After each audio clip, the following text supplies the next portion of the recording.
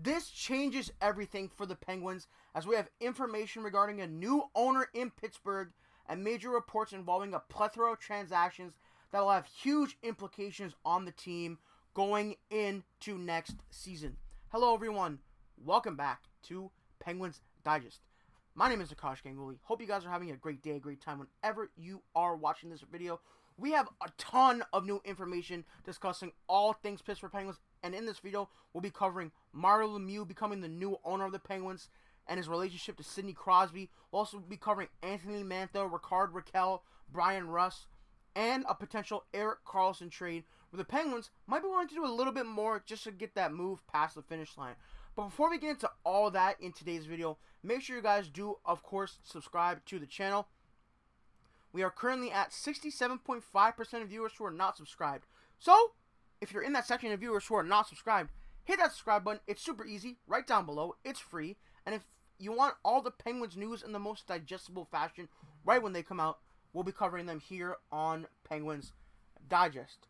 Alright, y'all. Let's get right into the rest of the video here. So first things first, we have this great article coming to you from Josh Yohe. A lot of Penguins fans will know him by now. One of the better Penguins insiders from The Athletic.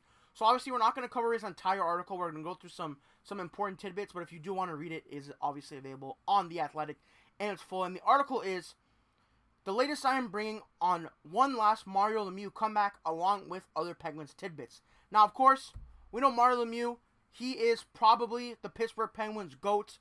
The greatest of all time. You know, some might even say the greatest hockey player of all time. I'm willing to share that argument. I read your guys' comments in the last video I did about Mario Lemieux. I know there is some lucky Penguins fans who are watching this video that did have the privilege to watch him play, and obviously I was way too young to watch Mario Lemieux play, but I know he is probably a top 2, maybe top 1 hockey player of all time. For my money, if he never dealt with obviously cancer and injuries, I think he would have been the best.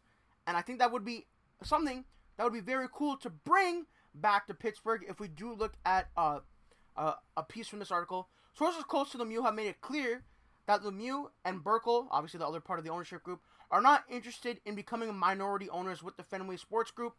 It's all or nothing for the two men who own the Penguins from 1999 through 2021. So I think having Mario Lemieux back in a time where the Penguins might be rebuilding would be huge. I think it would be pretty dope for the Penguins.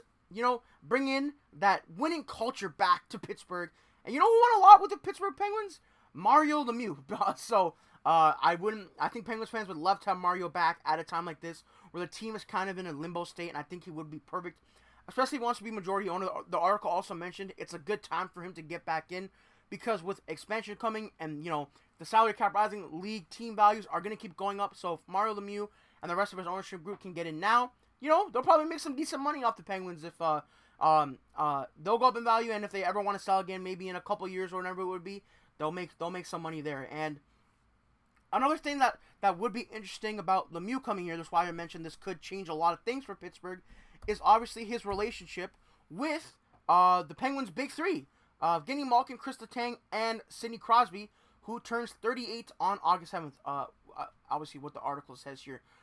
There have been a lot of rumors about Sidney Crosby, you know, maybe being traded. I don't know how soon that's going to happen or if it will. I know in the comments a lot of Penguins fans are going to say he's not going, and maybe I can agree with you, but I'm just here to report what I'm reading.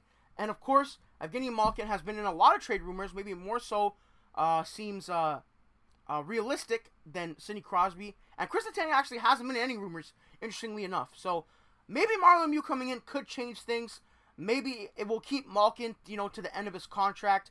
There have been reports that Kyle Dubas will not be offering him an extension. Maybe he'll go back to Russia to play, or maybe he'll be wanting to finish out his career on a team that might be a little bit closer to the Stanley Cup. And then I think Kris Letang seems like a guy who's going to finish his career in Pittsburgh. The contract doesn't seem that movable. He's a little bit older now. I don't know if it's viable for him to be traded to another team. And then I think Crosby, that might just happen with time. I think he's here for the long haul with Pittsburgh. He loves the team. Obviously, he loves the city. It's Sidney Crosby. I don't know what else to say. But, yeah, I think it makes sense there. And obviously, those two did play together, Lemieux and Crosby.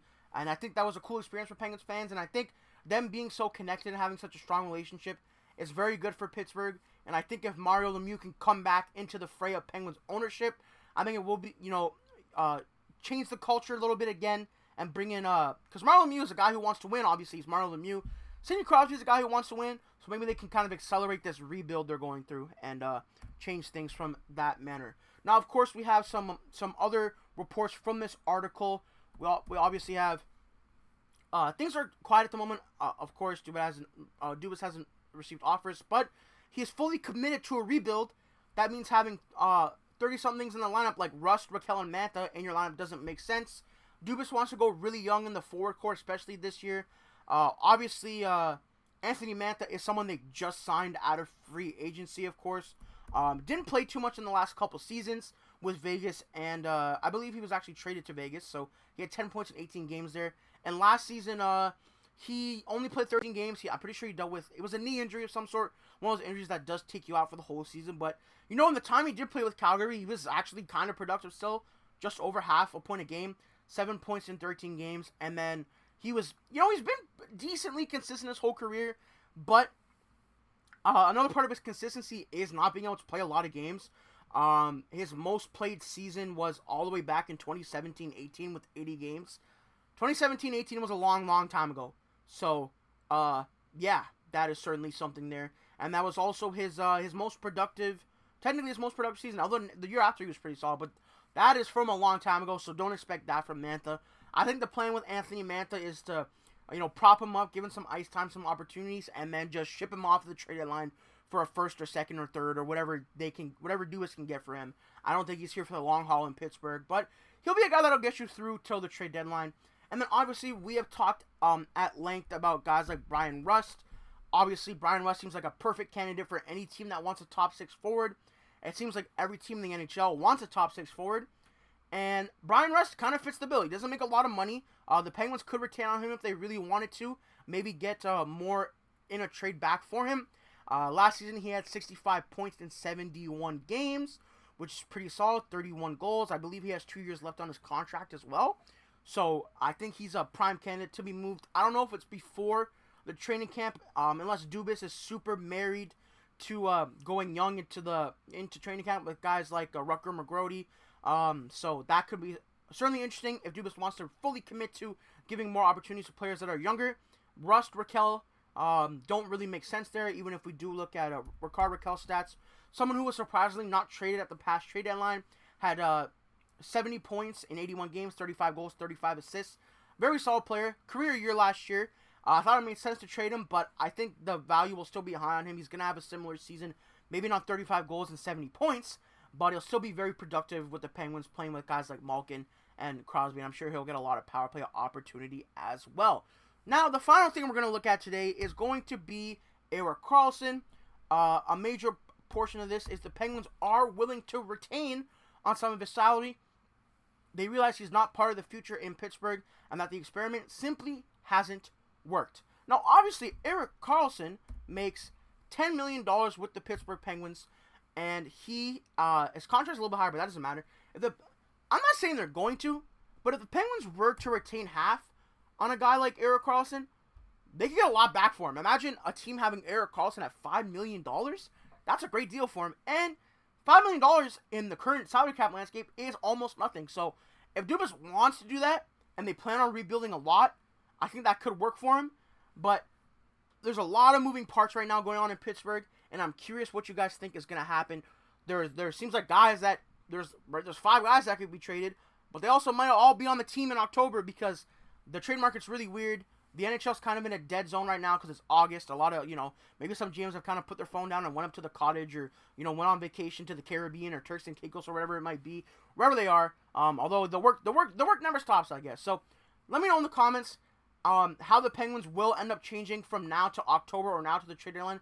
Because with Mario Lemieux coming into the fold, I think a lot of things could change because he has a very vested interest in the Penguins outside of just financially. He brought a lot to the city, brought a lot to the team, and I know Penguins fans absolutely love him. And especially with Sidney Crosby rumors, I think it would, bring a sense of calmness, a good foundation to the squad. Again, we'll be covering all the moves that happened because it seems like Mantha, Rust, Raquel, and Karlsson all could be on the move in me. So let me know what you guys think about these rumors coming out of Pittsburgh. Do you think any of these will happen soon? Do you think none of them will happen? Let me know in the comments. And of course, we'll see you guys in the next video. Peace out and have a good one. Bye for now.